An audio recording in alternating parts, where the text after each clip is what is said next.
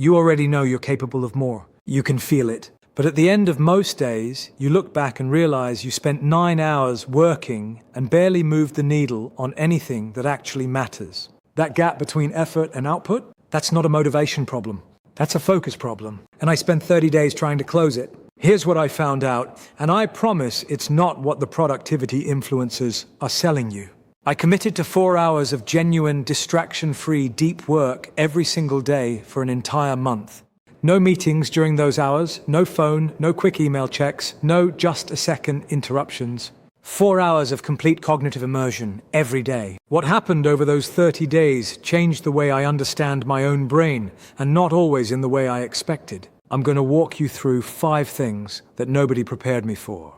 Some of them will feel obvious once I say them. Others are going to challenge something you've believed about productivity your whole life. The first thing that caught me completely off guard was something I'm calling the withdrawal phase, and it hit harder than I ever anticipated. I had done focused work sessions before, hour-long sprints, the occasional 2-hour block. I thought I knew what I was signing up for. I was wrong. The first week was genuinely uncomfortable. Not challenging in a satisfying, I'm growing kind of way. Uncomfortable in the way that quitting any habit feels uncomfortable, because that's exactly what it was. My brain had been trained for years to seek novelty every few minutes. A quick check of my phone, a tab switch, a walk to the kitchen for no real reason. These little escapes had become so automatic, I didn't even register them as choices anymore. When I took those exits away, my mind started searching for stimulation, like a dog that's just realized the backyard fence is locked. I'd be 20 minutes into a writing session and suddenly become intensely aware of a slight itch on my forearm. I'd start mentally composing grocery lists. I'd feel a vague but urgent sense that I was probably missing something important. This isn't weakness. This is what behavioral neuroscience calls a dopamine-seeking loop. And if you've been doing shallow, interrupt-driven work for years, yours is deeply conditioned.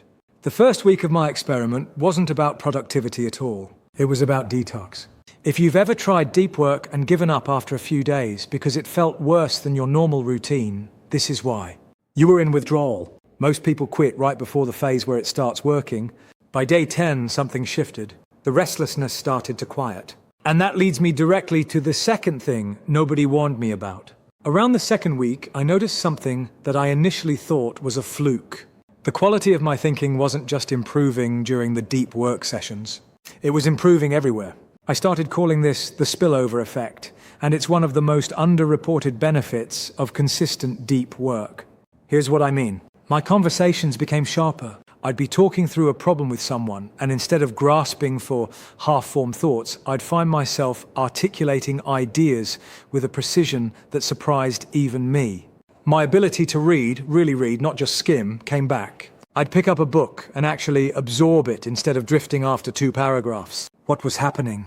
When you spend hours each day practicing sustained attention, you're not just completing tasks, you're rebuilding the neural architecture for depth. Concentration is a skill.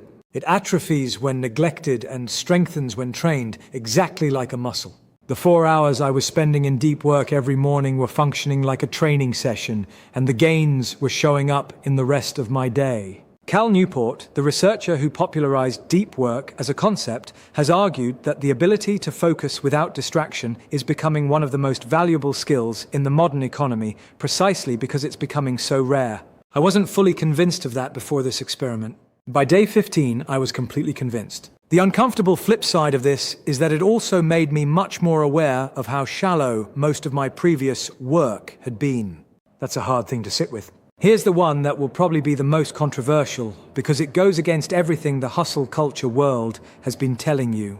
I'm going to call it the ceiling wall. Around day 18, I stopped improving. Not regressing, but genuinely plateauing. 4 hours of deep work per day appears to be, for most people, close to the actual limit of high-quality cognitive output. Not because of willpower, because of biology. Research on elite performers, violinists, chess players, mathematicians, consistently finds that the best among them don't actually work more hours in deliberate, focused practice than their peers. They work about the same number. What distinguishes them is that they never compromise the quality of those hours with distraction, and they ruthlessly protect their recovery time. I tried in week 3 to push to 5 and 6 hours. The work I produced was noticeably worse. I was technically present and technically working, but the outputs were flatter, the thinking was muddier, and I was exhausted in a way that sleep didn't fully repair. Cognitive fatigue is real, and it compounds across days if you ignore it. The uncomfortable truth here is that the answer to doing your best work is not more hours. It's fewer, better ones. And that means the thing standing between most people and their highest output isn't that they need to grind harder. It's that they need to get radically honest about how much of their current work time is actually being spent in genuine focus, and how much is noise dressed up as productivity. If you're someone who prides yourself on working long days, this one stings a little. It stung for me too. The fourth thing that nobody talks about is what I came to call the identity friction. And this was perhaps the most psychologically interesting part of the whole experiment. Deep work, when you do it consistently, starts changing what you value. And that creates friction with parts of your life, and sometimes with people in your life who are calibrated to the old version of you. About 3 weeks in, I noticed I had less patience for certain kinds of conversations. The ones that feel busy but go nowhere. The ones where nothing is really being said, but everyone is performing engagement. I started getting this low-level irritation during meetings that I would have sailed through before, because I was now acutely aware of the cost of fractured attention in a way I hadn't been. This is real, and I want to be honest about it because it's not entirely comfortable. Some of the identity friction is healthy growth. You're becoming someone who takes your cognitive resources seriously, and that's a legitimate shift in values. But some of it, the impatience, the slightly smug feeling that you've cracked something others haven't, that part needs to be watched carefully. The people around you didn't sign up for your productivity experiment. The way you relate to them matters more than your output metrics. What I found was that the friction eased when I separated my deep work world from my relational world more intentionally. The 4 hours were sacred and closed. Everything outside those hours, I tried to be fully present in a different way, not performing productivity, just being a human being with the people around me. That balance is harder to strike than it sounds, but it's worth the effort. The fifth thing, and in many ways the most important one, is what I'm calling the compounding clarity effect. And this one took until the final week of the experiment to fully land. When you do deep work consistently over weeks, you don't just produce more. Your relationship with the work changes.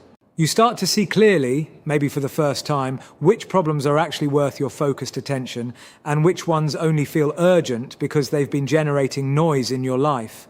There's something that happens in hour 3 of a genuine deep work session that I don't have a perfect word for. The surface level chatter of the mind goes quiet. The to-do list anxiety fades. And what remains is often a strange clarifying stillness where the thing you're working on starts to reveal its actual structure. Not just the next task to complete, but the real shape of the problem. The path through it that you couldn't see when you were operating in fragments.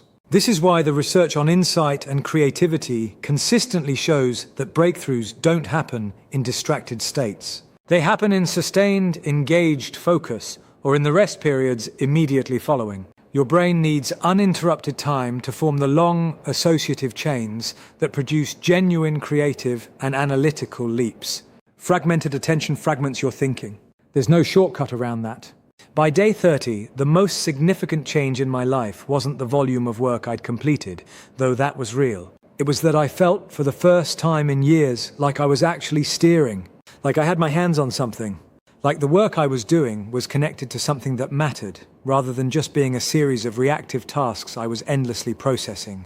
That feeling is hard to describe. But once you've had it, you understand immediately why protecting it is worth everything else the practice costs. So where do you actually start? The honest answer is smaller than you think. If 4 hours sounds impossible right now, it probably is, and forcing it will just add another failed productivity experiment to your history. Start with 90 minutes. One single, genuine phone in another room, notification silenced, door closed, 90-minute block. Do it at the same time every day for 2 weeks. Let your brain learn what the ritual means. Build the signal. The second thing is to design for failure. You will get interrupted. You will lose focus. You will have days where the whole block collapses before you're 20 minutes in. None of that means the experiment is over. It means you're human and you're building a new habit inside a life that wasn't originally designed for it. The protocol after a failed session is simple. You note what happened, you adjust the conditions if you can, and you show up again the next day. The third thing, and this might be the most counterintuitive piece of advice I can give you, is to protect your rest as fiercely as you protect your focus blocks. Sleep, genuinely idle time, walks without a podcast, meals without a screen. These aren't the reward you get after doing the work. They are part of the mechanism that makes the work possible. Treat them accordingly. 30 days of 4 hours of deep work taught me something I didn't entirely expect to learn, that most of the things we tell ourselves about being busy, about not having enough time, about needing more discipline or better tools or the right system, most of that is a story we're telling to avoid the one thing that actually works. Showing up, closing the door, and going deep. You already have what it takes. The question is just whether you're willing to create the conditions for it. If anything in here landed for you, I'd genuinely love to know. Drop it in the comments. And if you know someone who's been stuck in that gap between effort and output, this might be worth sending their way.